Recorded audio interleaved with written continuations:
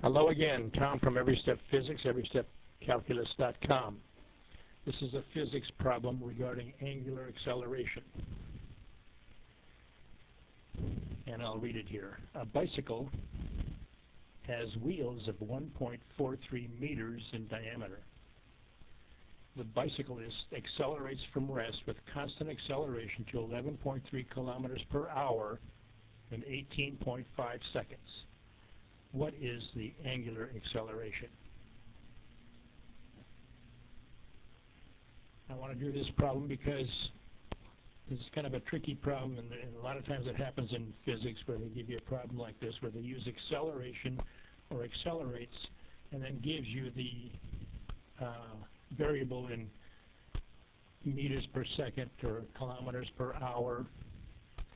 Remember, acceleration is time and squared, you know.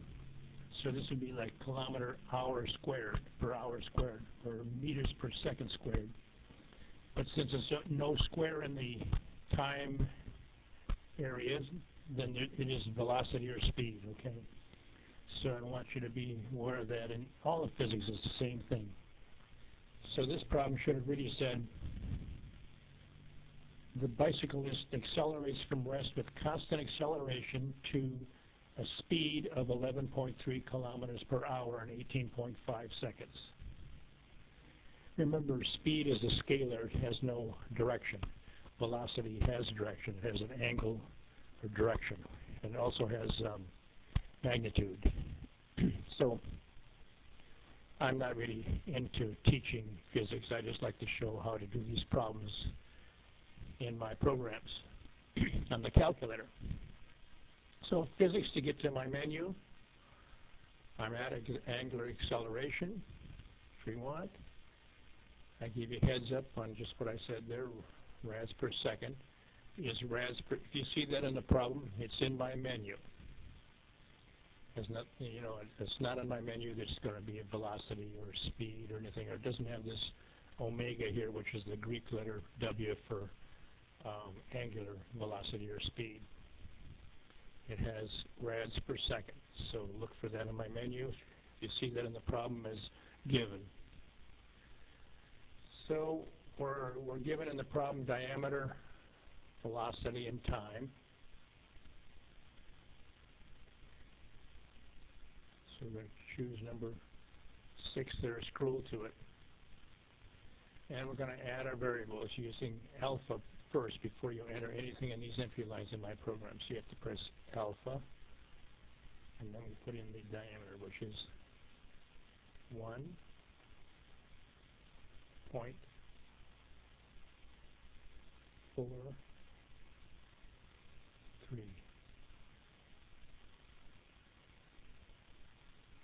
I have to go slow on this because of the simulator that I'm using. Initial velocity was 11.3 kilometers per hour. Alpha, 11.3. We choose number 1, kilometers per hour, because all this stuff has to be, you're supposed to know all this stuff, right? You're supposed to memorize all these formulas, 10 million of them, and plus know all the conversions and all the tricks. Well, I'm sorry. I need a program to do that. So now we convert kilometers per hour to meters per second. You write this on the paper, look like a genius in your test, 3.14 meters per second. Notice it's really pi. 3.1416 is pi. So, and then of course there's a direction generally in a lot of velocities, but here it's not given, so we're just going to press 1, which is no sign change. And we're going to enter the time. The time is alpha, 18.5 seconds.